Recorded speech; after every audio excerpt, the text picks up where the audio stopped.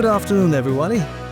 We are back here, three men in a boat, and joined today, coming up on the companion letter, by John Foreman, CBE, who's been the last person to see Moscow going into war as an attaché at that point in time at the British Embassy. John has had a long career in the Royal Navy and in intelligence, has experience in Kyiv as well as in Moscow, and we've been talking on and off over the past 2 years now, both Jonathan Fink, myself, with John, about matters Putinesque and regime and how on earth we can actually defend ourselves against that. As you can see in the background, there's the book of Keir Giles, Russia's War on Everything and Anything and Everybody. And Keir has been preaching this since many, many moons, but somebody should finally listen. John, asymmetric warfare, let's give a lead in. Lieutenant General Kellogg was quoted on television and caught up in an interview where he said that he was somewhat disappointed that things which do not belong to warfare, meaning assassinating other generals, would happen.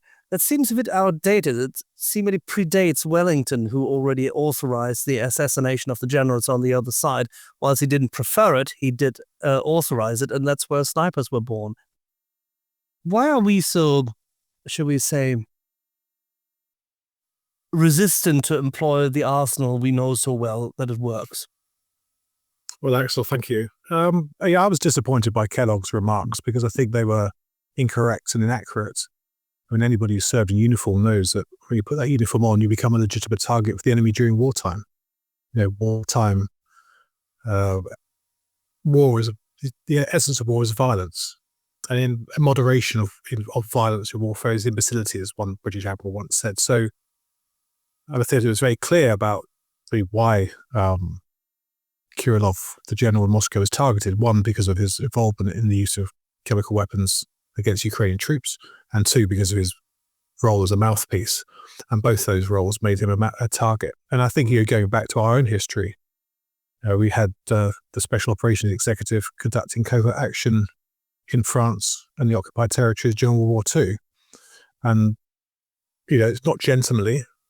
They were known as the Ministry of Ungentlemanly Warfare, but they're not gentlemanly. But war is not gentlemanly. Or it's a struggle of wills between two parties, as Klaus has put it. And, the struggle of wills, in that struggle, the ones prepared to use violence will succeed. So I think this sort of clutching of pearls by some, General Kellogg, some people on the right in America, some sort of liberal types. Actually, I think it was quite carefully poo-pooed by The Guardian and The Times in their editorials, which caused a riposte from former president and renowned drunkard Medvedev. So I think overall, it was a legitimate target. I think that sent a message to all collaborators and all those political and military figures in Russia who have been supporting the war, that the arm of the Ukrainians is long, they're ruthless, they have both the capability and the intent to reach out and target those people who've been involved in the legal war in Ukraine, and the deaths are hundreds of thousands, deaths and injuries, hundreds of thousands. How insane is that? And just from someone who represents the country which invented the OSS under Wild Bill Donovan. Yeah, I mean, I think, before I hand over to Jonathan, that's how it is. And that's the same on land, sea and air. And I think it actually was a reminder to everybody that war isn't just confined to that bit of Donbass, that if Ukraine gets itself locked into that attritional fight with the Russians, toe-to-toe the trenches, it's going to lose because of the size of the Russian economy and number of people and the advantages. So the one tool the Ukrainians can do, apart from their intelligence and their inventiveness, is to target sites, people in the rear of the Russian front line, not just in the occupied territories or along the border, but actually across the whole of the Russian rear, including Moscow and St. Petersburg, as we've seen the last 2.5 years. Of course, the Russians are trying to do the same back to the Ukrainians. This is not just a Ukrainian tactic. I was going to really pick up on that because there seemed to be actually not just an isolated incident, the sort of pearl-clutching escalation management even is built on the idea, almost unique in warfare, that you can be attacked and yet you confine your defense to your territory and don't take that attack to your enemy's territory. It's unique in the concept of warfare. It'd be nonsensical in the concept of the Second World War. But here we're seeing much of the same. Ukraine bound by interminable, limitless rules, and Russia bound by no rules whatsoever, not even the rules of war and any kind of humane behavior. Yeah, absolutely. I think, we spoke before, Jonathan, about escalation management, its failure. I saw a great cartoon. It was of American elephant stood on a little three-legged stool, and on its feet was a little mouse with the flag of Russia on its back. And I think that sort of affected the entire Biden approach to this war, of its hesitancy and its slow balling of support towards Ukraine, the Goldilocks, not too hot, not too cold. And now we're seeing the last days of the Biden administration attempt to throw weapons at Ukraine to hope it sticks, the lifting of the ATACMS and those things. All things that, given the clear understanding what the Americans are trying to achieve, and then how to support Ukraine strategy, would have allowed, given those tools to Ukraine beforehand, to allow it to prosecute the war to the full extent possible, rather than sort of tying its hands. So we've seen, I think, even with ATACMS and Storm Shadow, the impact these could have, both psychologically and on the battlefield, quite quickly. But I think, unfortunately, it's a bit too little, too late. And the overall problem is that America's never really lent into the war. The Europeans have never really supported Ukraine fully to the maximum extent possible. And I think we've seen the consequence of this on the battlefield over the last year. Well, it brings me to Jason. Jason, today, obviously, Putin's teleton started again, and he now supposedly has offered that he will negotiate or meet with Trump and speak with him without preconditions. You could invert this and say to Mr. Scholz that, yes, of course, no further German e-scooter deliveries are allowed onto Russian territory. No, absolutely, no question. You don't want to kill Heydrich, right? But having said this, evidently, Ukraine is doing something right when Putin is openly saying this. Now, of course, he's lying, but still. I think that at this point, there's a few different things going on. So we can look at what's going on internally, the pressure that he might be facing, namely the economic pressure, which we've discussed before. Russia at this point has realistically an inflation rate of 28%. The key interest rate is not catching up nearly as fast as it should. It's at 21%, or reach 25% by the end of this year, but inflation is just going out of control. And there's a huge, huge bubble they've created in the construction sector. And they give him mortgages, favorable mortgages, which means it's subsidized by the government. And that bubble looks like it's about to bust. In fact, the largest construction companies in the country have lost more than 70% of their value in just the past couple of weeks. They're selling off land plots that they have in Moscow, St. Petersburg, and other cities. So if you're selling off land in a major city, one day will be used. It's a sign that you're desperate for liquidity. So there's something going on in Russia, and we see a lot of evidence of that. Potato prices have gone up 80%, according to Rosstat. That's the official number. And if we look at other factors in the economy, oil being another great one, oil is not doing what Russia would like it to do. Russia needs to have $72 per barrel in order to have a balanced budget. But it's projected if the United States is producing more oil, it could get down as low as $50 per barrel. And keep in mind, Donald Trump might encourage other countries, namely Venezuela, who the U.S. is hoping they cut a deal with, to allow them to export oil, to remove some of the sanctions. So Venezuela, the largest supply of oil in the world, if it starts pumping out tons of oil, it will also destroy the Russian economy. So Putin knows this is all coming. But let's look at another factor. The other factor I would notice is that I think, and it's actually similar to why I think Kellogg said what he said, is I think it's all just positioning. They realize negotiations are coming nearby, and everybody has to show a certain degree of civility or diplomacy and openness to it, even if it's not really what they want to do. So I think at this point, everyone's just playing a game. It's just a big show, but it's signaling, and this is ultimately what it is. Why do they say what they say? Is it really for the public consumption, or is it signaling to the other side? And in this case, I would argue most of what we'll see from Putin, or from even the American leadership, or from the European leadership, will be that. It's signaling what they want to communicate before the negotiations were to begin. Yeah, can I say I agree with that? I saw the words of President Zelensky. He's obviously shown more willingness to discuss the inability of the Ukrainians to force Russia out of the occupied territories in Crimea. He's also spoken about willingness to discuss, but on the basis of sense, not just sort of capitulation to the Russian side. I think I looked at Putin's comments today. I was speaking to the BBC earlier. One thing I thought was people picked up on the word compromise, but actually didn't read the second bit of what he said. Putin, what he said was he referred back to Istanbul, which was denazification, demilitarization, neutrality. He'd also referred back to his June position, which was retaining 4 occupied territories, lifting of sanctions. Given the point, I think you're right. The Russian economy is under severe strain. So compromising a la Putin or a la Rus is different from what we might term compromising if we negotiations for willingness to shift. I mean, he's signaling that his position is very firm and he wants Ukraine to come closer to him rather than, shall we say, meet in the middle. As you say, I think until we see firm policies come out of the Trump administration rather than just, talk and rumor or speeches by Kellogg or intimations, then we won't really know. I think Putin also said that. I think everybody's waiting for the Americans to make a pitch. Which brings us back to this element of the transition period, which works to an extent against the Ukrainians, because the Russians are trying to capture more and more territory, advances self-fulfilling prophecy kind of approach to that Ukraine cannot win, which I don't see at all. I think it is significantly more likely that the Russian economy collapses and therefore they will be unable to sustain the logistics for certain operations if the Ukrainians can simply hold the line long enough,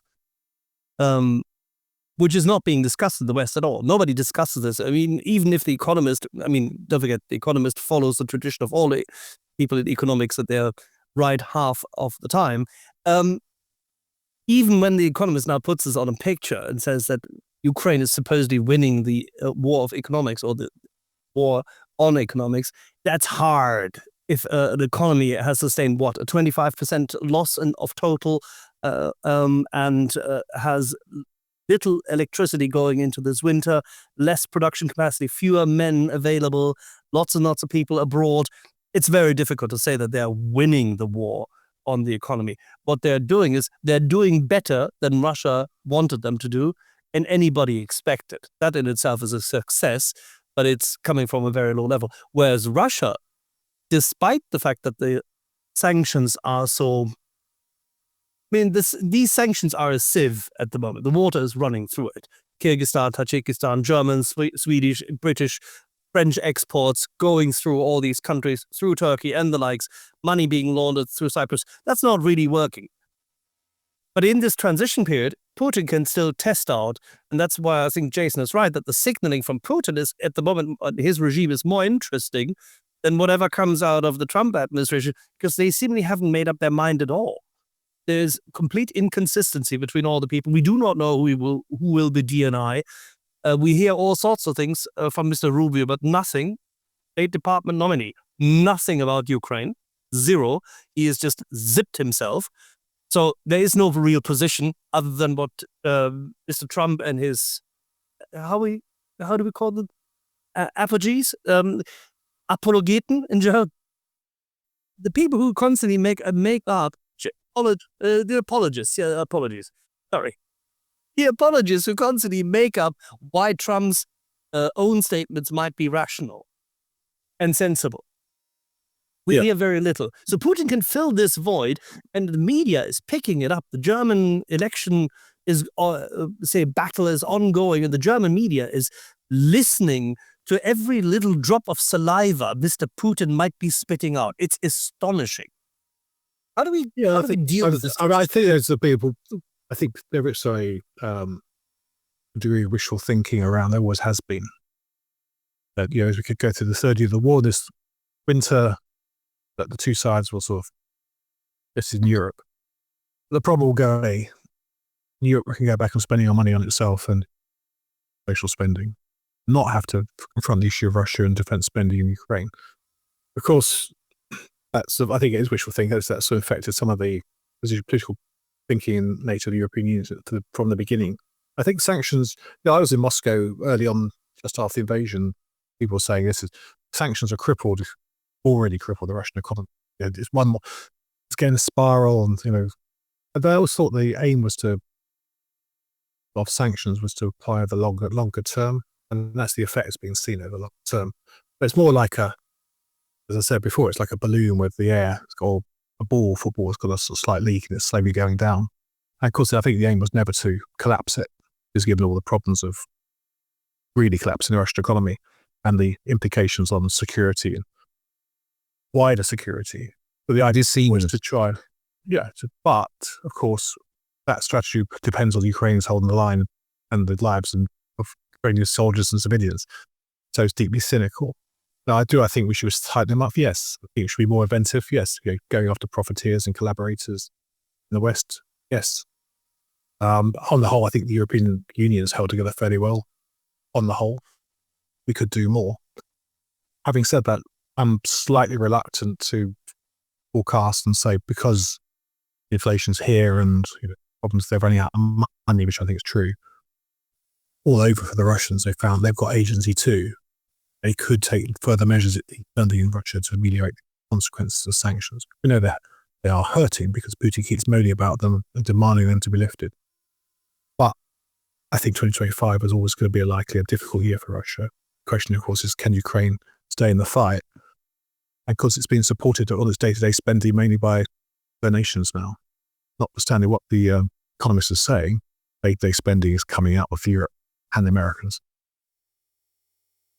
And it does seem that Western policy have been very much geared to stopping Putin from collapsing his own system, from, as you say, preventing that collapse, which in the mind of Western policymakers is a worse scenario than Ukraine being defeated. I tend to be accused of being quite Ukrainian in my mindset now. I tend to think that's not the worst scenario by far. Ukraine losing is the worst scenario in my mind. But there's this inbuilt bias which suggests to me, and I'd love to know what both you and Jason think. We default to thinking that a Russian victory is inevitable. It's almost like a subconscious programming, and that Ukraine inevitably is going to get the worst end of the bargain. But speaking to Ukraine earlier this week, they pointed out that, look, hang on a second. If you look at it objectively, they're losing slivers of territory, towns, etc. But what's happened is that Ukraine will never be part of Russia, and Ukrainians will mentally never be part of that world again. And if you rewind before 2014, there was a degree of sympathy for Russian culture, and spoken Russian wasn't really, it wasn't a prejudicial issue. Now it is. Now Ukrainians are not going to go back. Russians have destroyed any soft power influence they may have for generations. So objectively, Ukraine perhaps has already won, but we don't seem to put the narrative in that light. I'd love to know what you think. Jonathan, I think you're absolutely right. And what I think is absolutely certain is that the West did not want Ukraine to win from the beginning. And that's been very clear. Just look at Joe Biden. In the length of the war, only one time, standing next to Zelensky, I think by mistake, he said, we want Ukraine to win. Every other time he's spoken about Ukraine, he said, we'll support them for as long as it takes. As General Ben Hodges has often said, that's not a strategy. What's the endpoint that we're aiming for? But we never defined it. When you go back to 2022, and you look at the New York Times and Washington Post, citing people in the National Security Council, routinely, they are quoted saying, we don't want the Russian lines to break. Can you imagine what sort of anarchy would occur then? Can you imagine how much of Russian soldiers running back to Russia or to Moscow with arms? What could happen then? Very clearly, the intention of the U.S. was not to allow Russia to collapse. And that's why we see the sanctions they just put on now. For instance, the ones on Gazprom Bank. Gazprom Bank is so important. Why? Because that's where the money goes through with buying, Gazprom's oil. So this is sort of an important and this is why that's so important. Without that bank, it puts Russia in a bad position. That's why the ruble, the week before last, lost 13% in the course of one day. But it's sort of bounced back. But once again, how to bounce back? They're burning foreign currency reserves and other things. It's not sustainable. But let's go back to that though. Why the bank? Now, if we knew it would have such a dire impact on their economy, why didn't we do it 2 years ago? It's because we did not want to do too much against the Russian economy that could actually put serious hardship.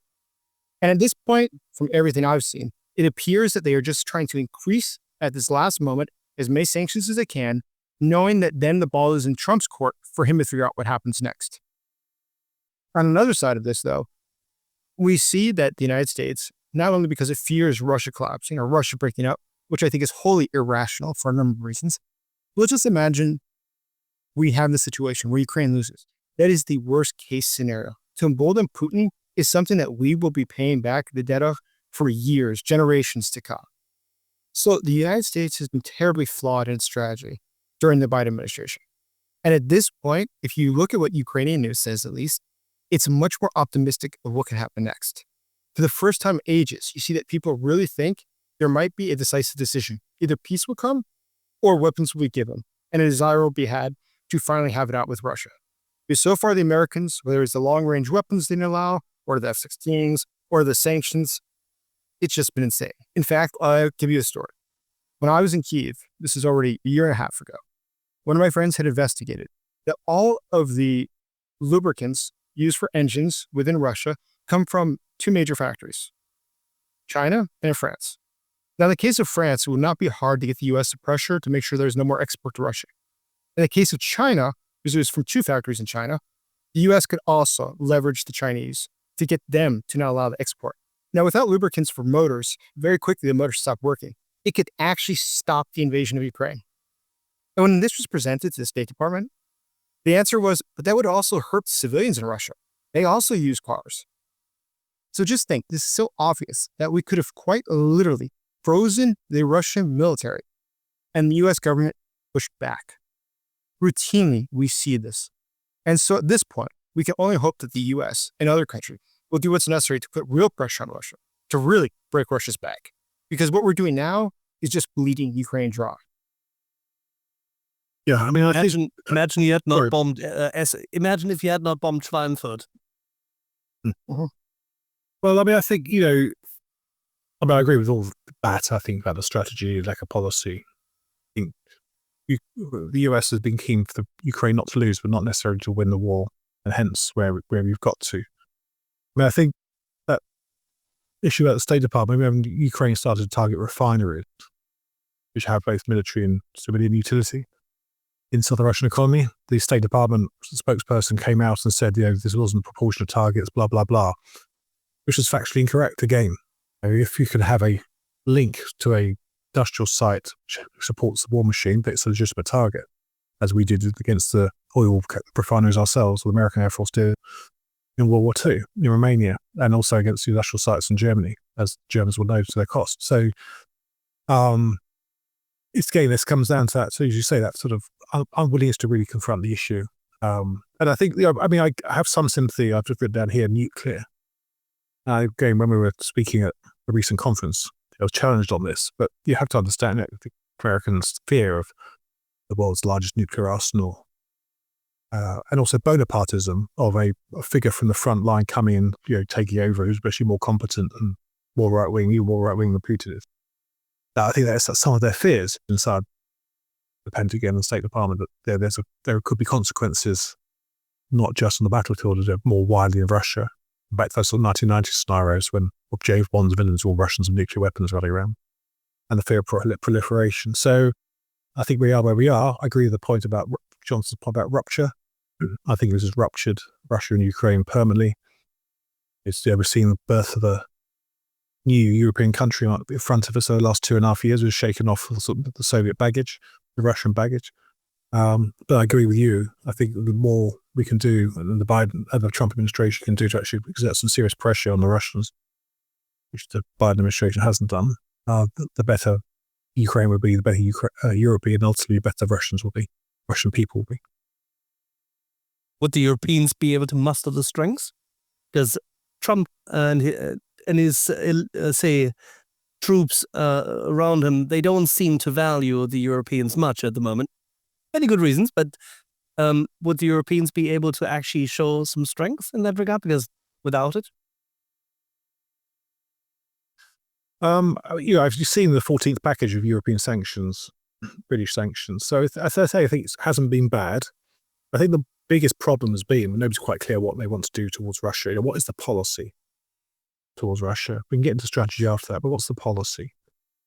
If the policy is containment, then what are we going to do to contain Russia, the cost of it, what the strengths, weaknesses, the risks, etc. So at the moment, this is as long as it takes, is just sort of throwing stuff at the wall, hoping it sticks. We haven't got a clear statement of political intent towards Russia, or indeed Ukraine.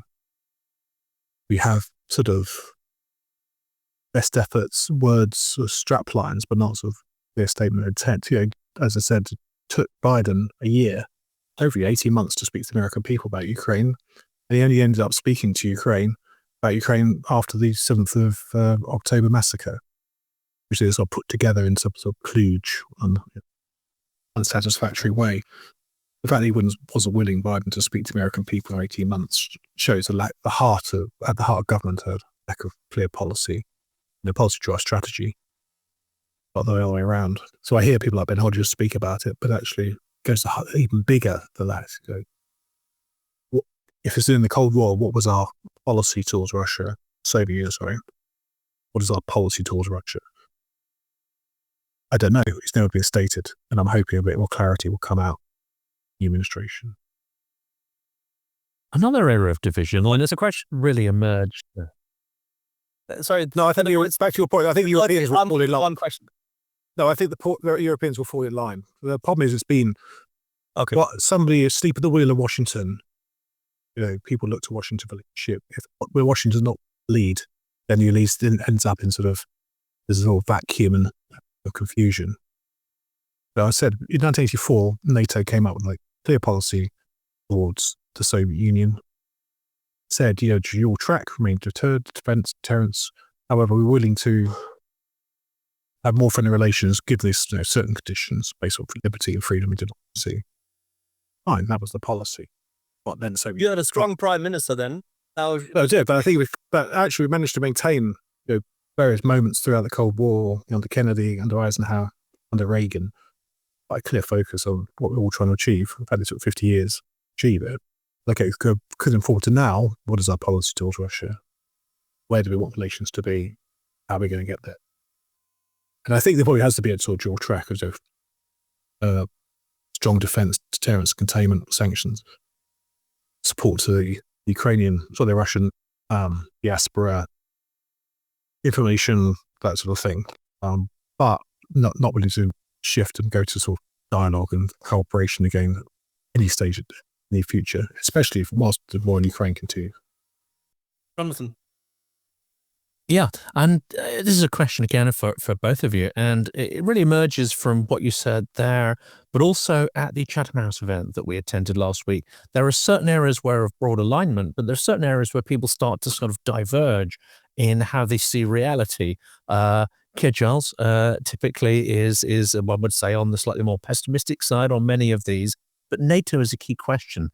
You will get people, and I get the sense that there's a certain amount of sort of institutional bias, administrative, let's say, I wouldn't say lethargy, but you know what I mean? It's like, it's been around, it's strong, it's worked for a while, 50 years, and there's a certain assumption that actually Russia's not going to directly attack Europe, and if it did, NATO is really well equipped enough and strong enough to push it back. It's inconceivable that this will happen.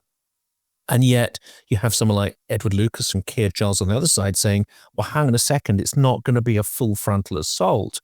They're going to attack in a hybrid way. They're going to attack through all sorts of different layered aggression. It's not going to be obvious, a clear declaration of war.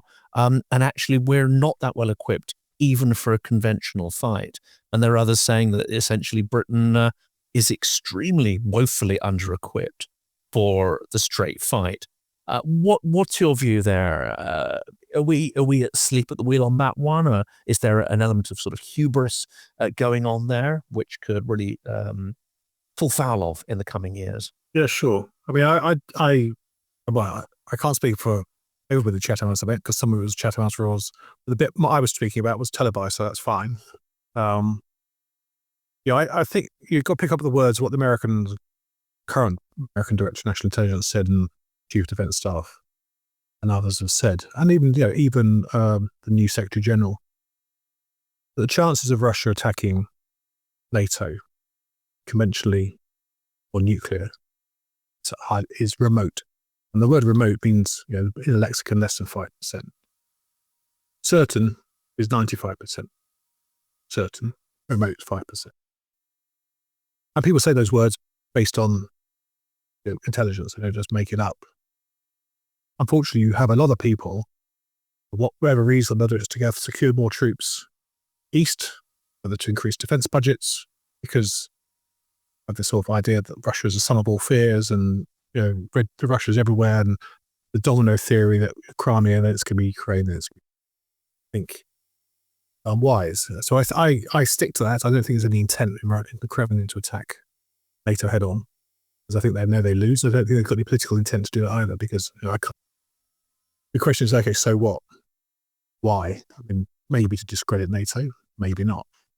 So I think the more likely scenario, and they're already doing it, is to attack us unconventionally. And I think we've been woeful. I mean, we're pretty woefully conventional nuclear, but really woefully conventionally, because of the way we are open societies, democracies, and seams between NATO and Europe, in different appreciation threat levels. I think the penny is dropping slowly, now being discussed, but it's not being discussed quickly enough. I think nationally, UK or multilaterally, there's all very much to do, not just because of dealing with each threat that comes along, whether it's espionage or assassination or sabotage, but actually seeing the threat, all encompassing, and putting the structures and resources in place to deal with it, as well as dealing with the sort of malaise and unhappiness of our democracies, which we're seeing in France and Germany and to the UK. It's sort of the centre is not holding, and that parties and politics are moving to the extremes, and that sort of is the sort of cat feet. That's the tumour. We say that's sort of the weakened body politic, which is a tumour of Putinism speeding on. But we have to position heal ourselves. We can't just try and keep patching up. I was just about to say that, absolutely, but I was just about to say that it's also, that is the deficiency of our triad, the nuclear triad, as well as the general triad which we've had, Air Force, Navy, and say land forces. Land forces have been attrited by means of our drawdowns much more than anything since 1991. On the Air Force side, yes, low numbers still, and of course, reduction, but we still have enough punch power to take down the Russian air defenses and Air Force if need be. And we rely on that, and we can rely on that, because as we've seen now, the Israelis told us this for many years, that they have no problem flying into Syrian airspace. And I guess the other question there is, objectively, there's going to be maybe overestimates of how strong we are. Putin, may have a very different measure of estimating what he can get away with vis-a-vis NATO. Yeah, Jonathan, I think you're absolutely right.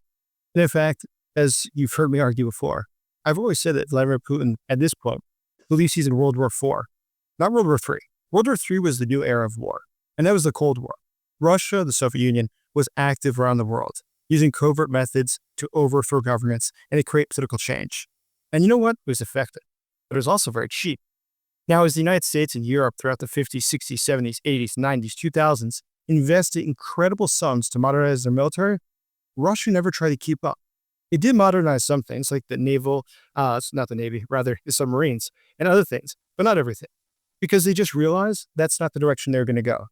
Russia just militarily realized it would not be able to realistically compete with NATO. So what does Sun Tzu say? Sun Tzu says you don't let your opponent choose the battlefield. You should choose it. You should choose terrain that's favorable to you. For Russia, it is not a favorable terrain to have an all-out war with NATO. Much better and much more rational is to have a war that's hitting, that's just under the threshold of boiling. So an Article 5 of NATO can never be used. Just today, there's an article in Stripes, a newspaper that's owned by the U.S. government, the U.S. military specifically. And then I found it, by the way, the former U.S. ambassador to the OSCE, who was appointed by Trump, was spreading this around. And I'll quote from it. It says, quote, Russia is executing a shadow war on NATO. Russian attacks involved 4 methods: election and information operations, attacks on critical infrastructure, violence campaigns, and weaponized migration. Russia is already executing what they believe to be a war. We've seen the sabotage, we've seen the arsons, we've seen the assassinations. It's very clear what is occurring. Yet, because it doesn't fit what we interpret or what we expect a war to be, which is likely based on just earlier generations of warfare. You have large ships, you have fleets, you have troops. That's a war. But when you're doing it just with guys who are, let's imagine, not even Russians, they're rather paying local Bulgarians are paying local migrants to do the work for them. Is that a war? It doesn't meet what we expect it to be. And so we don't react to it the way that we should. And that's where Russia's been very wise. It's very cheap to invest in manipulating, say, an election result. Like here's Romania. The estimates of how much were necessary to take a guy who's totally unknown and get him into the runoffs was very cheap. It's in the millions of dollars. Much cheaper than invading a country. And also, there's huge risk. When you invade a country, things could go very wrong, as they see in Ukraine. But if you were to have a different scenario where you manipulate election, such as we saw in Romania and Georgia and Moldova, what's the result? Silence. Nothing. Very low risk, very efficient, high return on investment, and it's much more strategic for a country that cannot compete militarily. And that is the direction that I think that Russia is trying to push things now. We saw them overthrow the governments, or back to overthrow the governments in Mali, Nigeria, and Burkina Faso in the recent past. We've seen their support for Wagner and other countries. We've seen how Russian banks have been able to wash money that comes from not just Syria, but also from Venezuela, and from terrorist organizations, and from drug cartels. They're all connected to each other, operating. These different sanctioned countries and sanctioned individuals and sanctioned organizations, because that's what they all are, whether it's a country or a terrorist organization, drug cartel, they're sanctioned, which means they can't have normal access to liquidity or banks or the monetary system. They cooperate with each other. They buy weapons from each other, and they work together. And doing these covert actions is actually very substantial in being able to destabilize the West. Did you know that in historic years, migrants to the United States, coming from Venezuela, Nicaragua, and Cuba, that showed up on the Mexican border on foot, only worked out to about 2%. But right before the elections, those three countries, which are allies of Russia, made up 21% of the migrants caught on the border. Why do you suppose it is? Why do you suppose that 20% of Syria's population lives in Europe? Of course, you all recall, right before the full-scale invasion, the Lithuania crisis with the Belarusian border and the Polish one. This is how Russia is operating now, and we don't appreciate for what it is. It's warfare for which we do not have the tools necessary to quash Russia. It's much more complicated. It doesn't allow us to call it NATO. And it's something where Russia is excelling, and we are sitting idly by. I'd be curious what you think. Well, I agree. That was actually the tenor of my remarks at the Chatham House conference. And I said something very similar. I also said that NATO's comfort zone is military planning. So it's very good, planning on air divisions, weapon, naval task groups, aircraft carriers, submarine divisions, tanks, aircraft. It's not very good at this other stuff because it's forgotten how to do it. But actually, there's been a reluctance from the Allies to actually confront it. So if you read the declaration of the summit in Washington in the summer, very little on it, actually. It looks very quite responsive. We will respond to Russia. We will do this stuff. Actually, try and get on the front foot. And it all only noted that nations took on an undertaking to address their civil preparedness and resilience, national defense planning. But actually, speaking to senior NATO officials, it's very patchy inside the alliance, including the UK. Some nations are very good at it, Finland, the Baltics. Others aren't good at it at all, and others are just ignoring the issue. It's easier to go and talk about 2% NATO defense about this other business because that's much more expensive, much more difficult. I think the other issue, of course, is after 30 odd years of relative peace in Europe, we've got a whole generation of politicians who don't remember how it was before 1989 and all the measures we had in place and the sacrifices people had to make to ensure the defense, whether civilian or military and nuclear, was adequate. And in the meantime, we basically demilitarized and invested in pensions and health services and entitlements. We haven't, trying to get back onto this debate about what's the right amount to spend becomes facile because the government's boiled down to 2%, 2.5%, 2.1%, 5%, which means nothing because it's not based on needs and not based on policy or strategy. So it's based on something being plucked out by a previous Secretary General to try and rally the nations around at least a minimum figure. So the whole thing's unsatisfactory. But I don't see that in the UK, the new government treating defence as an issue at all. Much more focused on domestic issues. without being political, much more beyond the health service and council spending on roads. That's what they got elected for. They didn't get elected to double the size of the army. So I think we are where we are, and we'll have to see whether that approach works. Well, they were certainly not elected to defend freedom, evidently, because nobody made this a topic. Well, even in the manifesto, that way. Yes, exactly. It didn't appear in the debates at all. Both sides. Sunak was all boiled down to micro issues, strategy, not big politics. Which brings us back to Jason's point. Jason said we don't have the tools. I would disagree with that part. We do have the tools. We actually know of the tools, but we neither have the policy nor the strategy, nor even the operational capability to make use of the tool. We're not fending off Russian investment in Western Europe. We're not dealing with Russian sponsoring of individuals by means of money laundering. We're not capping their transfers of cryptocurrencies to sponsor people and spread it out into Europe. We are not going after their media and their, say, number of editors. There's a German newspaper, quite famous, actually. It is in the state of, it is in Berlin-Brandenburg, let's put it this way, where the publisher who acquired it evidently is very closely affiliated with what is the old cadres of the SED and the new left of Miss Sarah Zarenknecht. We have the same thing in the West. We have this in France, on each side of the aisle. We have this even in Norway and still in nations such as Denmark. We have weeded them out in others. When I say we, Europeans, by the way, I like it when you said earlier about the EU and Europe that we're doing something, and you said we, because that's great, because that's what is necessary. And somebody wrote about this today, Konrad Schuller from the Frankfurt Allgemeine Zeitung told me this.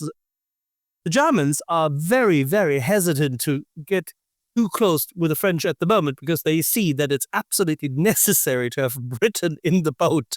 And even Mr. Scholz, who still propagates the same thing as you said earlier about Biden, that we'll do as long as we take. 2 days ago, he said exactly that. We will continue to support Ukraine as long as it takes, because he still believes he can win an election. Today, Allensbach came out yet again. The Christian Democrats are at 36.7%.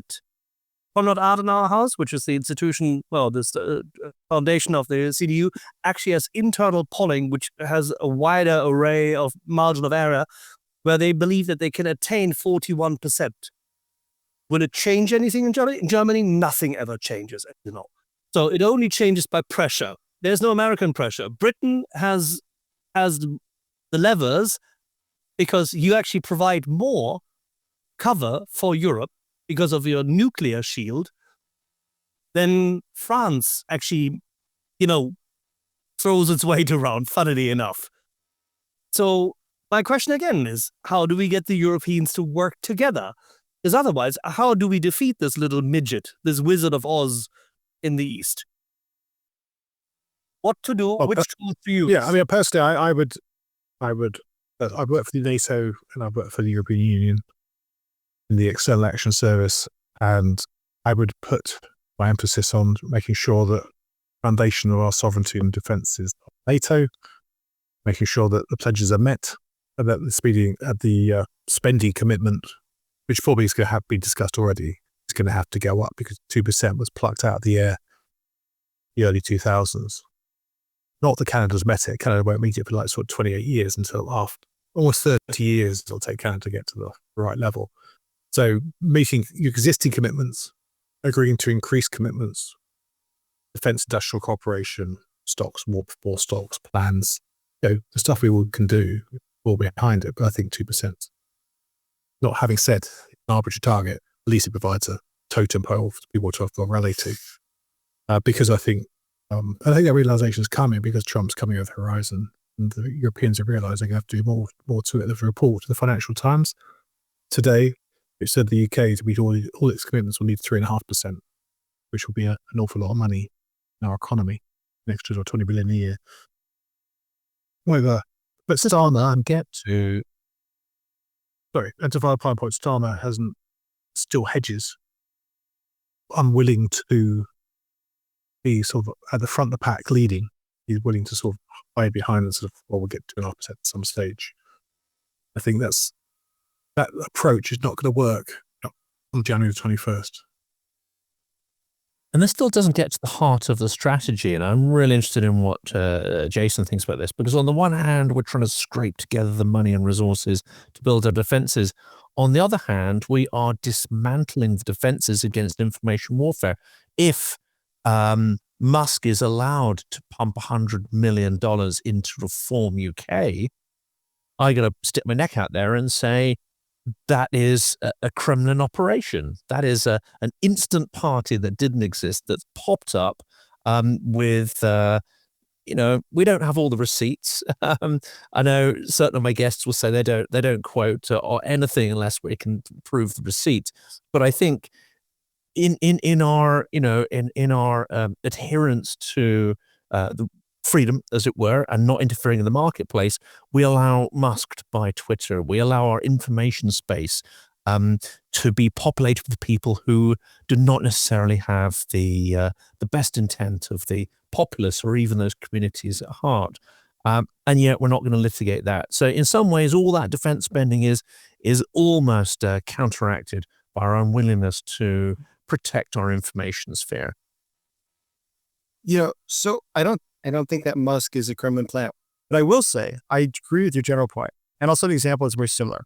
And it's part of the reason that we failed to stop Russia. If we look at what happened in Moldova, as in the case of Georgian elections, we saw that those oligarchs were the ones behind the propaganda campaigns. And those oligarchs in both cases have made their money back in Russia. Now, what's interesting about this? As citizens of their own country, do they not have a right to own a TV station if they bought it with legitimate money? Do they not have a right to voice opinions that are pro-Russian if that is actually what they believe? That is a free society. It's not the Kremlin's money. It's private money. Undoubtedly, yes, Moscow knows what is behind this. I'm not saying they don't. But at the same time, just as an issue of how you handle this as a society, it becomes tricky.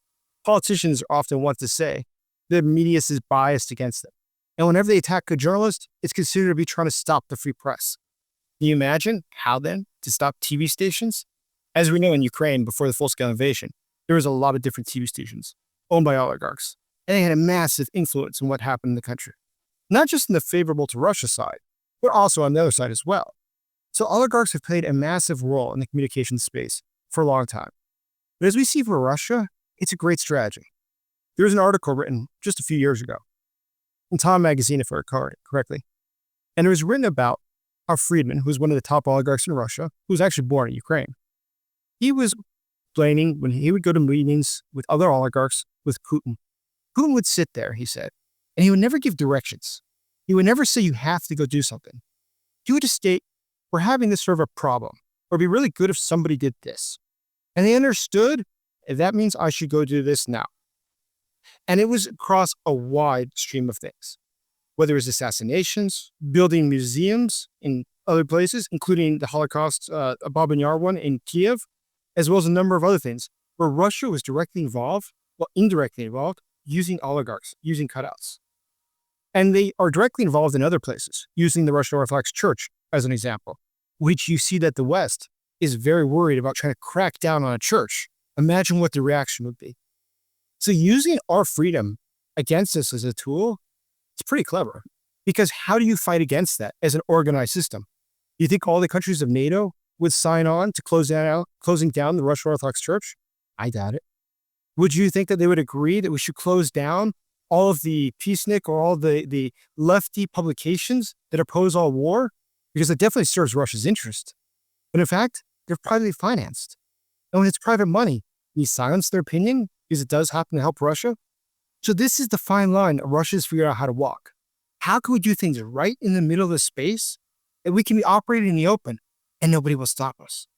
And I think it's actually really problematic because, as you very correctly observed, NATO is very good at creating military plans, where the fleet's going to go and where the battalion's going to land.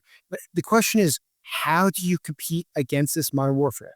And as we've seen, the West is not willing to take any risk and considers even trying to influence Russians in Russia to be an escalation because they don't want Russia to become involved in our elections, despite the fact that Russia will do so anyways.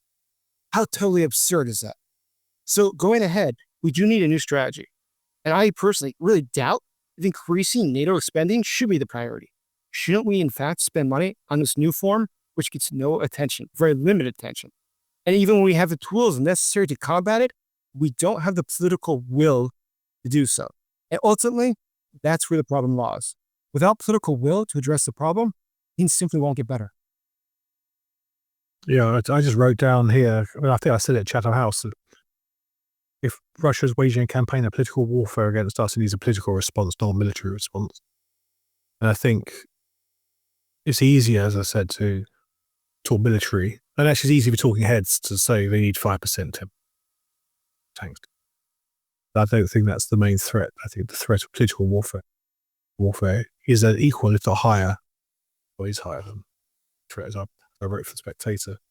And I do think I don't want to get into the, as I said, the sort of the hand of Russia in everything. I think there's very solid reasons, standing reasons on leaving the European Union, on disgruntlement, should we say, about the heart of politics, not just British phenomenon.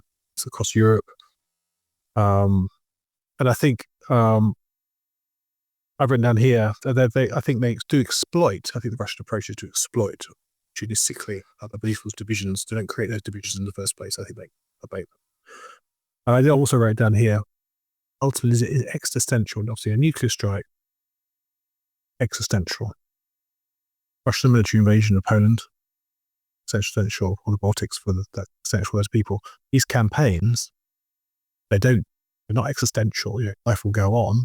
You might be slightly more disheartened or divided or disgruntled or degraded, but it's not the same way. They reduce your capacity and your unity, which I think is the heart of their campaign, is to divide us and to reduce our political unity and enable the Russian to gain advantage politically, if not solely, but militarily. Oh yeah, I think I would agree. And again, I think we're as I said earlier, on this holding pattern before January the 20th. Have to see more flesh on the bones. And you said everybody's very excited. Every utterance, every breath of everybody is now being taken and spun up as a statement of policy. Well, that's not how government works. In that void, I think it'll be not how authoritarian governments work either. As you said earlier, taking Putin's statements at face value, none of that's going to be in the public sphere. What he really means is only going to be it's said before, private. Yeah, you have a very weak understanding of his decision-making calculus and his intent. But that's true before the war and afterwards. People project onto them. They say they know the heart of Putin, but I think very few people understand it. Maybe he doesn't understand it himself, but it's not easy, which I say was certainly before the invasion, because a number of nations refused to believe it. We didn't have great insights. Others did and made certain decisions based on that insight. But even now, the way the NATO regime works, you have the formal state, foreign minister, defense minister, cabinets, prime minister. Then you have the informal state. I think the informal state is actually more influential, more interesting. Actually gain insights into intent rather than what we hear from Lavrov, who's not really in the loop at all, and Medvedev. And I think sometimes we overplay analysis of these public figures because we see those as mirrors of our public figures, and that's what we expect, the foreign minister make a statement on something, or national security advisor. But actually in Russia, I think they're probably guessing it as much as we are. Well, they did not abandon their active measures after the war. As Thomas Reid once said, they continued whilst we abandoned. But then again, when you abandon active deterrence and active measures against your enemy, then you abandon all hope, I would add. Yeah, I'm not pessimistic. I think, I'm realistic. I think it's not too late. I said the Chatham House, just to wrap up, we'll need to go, is that the Englishman's brain works best when it's at the last minute. And I'm not saying we're at the last minute, but I think we've wasted an awful lot of time. I hope it's all going to go away. I think they can be there's better done under the next administration than the past administration, or build on what the previous administration has done. But again, that brings risk of viciousness at the heart of the American government, and also tendency to look inward for internal enemies rather than externally towards foreign policy. So we'll just have to see how it goes. But in the meantime, I think as we back to that point, Axel, Europe needs to step up, not keep hiding behind the coattails of Americans or moaning about Trump. Mark Rutte said, pull your finger out, stop moaning, get on with it. You know what to do. Now we go along. You got three talking heads just nodding in sync. Did you see that? Right. Yes. I mean, that is, You need to step up. that's the title of the episode right there. Yeah, I mean, I think my what's the name? Old Jonathan saw me, and I quoted David Miliband when he came to Kiev in 2008. So I was sat in the Kiev Mohylia University listening to him make a speech saying, "This is a dramatic wake-up call, and that this is we had to do more." And then we just slept on. We slept on for 16 years, and so I saw that. The question is, are we going to awaken, or are we going to keep snoozing on? In the meantime, Putin taking advantage of us. All right. So we speak again after January 20th, and and then we can do another round after the German election, and we know whether the Europeans have slept through it or not. I personally, I think the drift of the heart of German politics since last decade and a half stands I'm not German, stands a chance of changing, but we'll just have to see how that plays out. There's lots of factors which should stop dramatic shifts of direction. Or German, you know more than I do, but I won't be hopeful as I'm hopeful. But I think, the difference between a strong Germany at the heart of the alliance is important. It always has been, what was since the 50s. Not just the German-French axis, but this sort of triangle, Anglo-French-German triangle. And now maybe Poland. Yeah. And with Germany seemingly not being on the field with its ball, standing on the sidelines, it's left that sort of drift and dithering inside of the alliances. Yep, Germany needs to switch back onto the field. It's like Günther Netzer telling his coach that he wants to get onto the field. All righty. John, thank you very much for taking a lot more time than we planned for. That's all right. I just think my pleasure. It was good to talk. And then we'll come back to this topic, Jonathan, Jason, John, as soon as we know more about what happens with, I don't know, whether the inauguration speech will give us already guidelines or whether it just will be pomp and circumstance. But in the weeks thereafter, we'll probably know a lot more.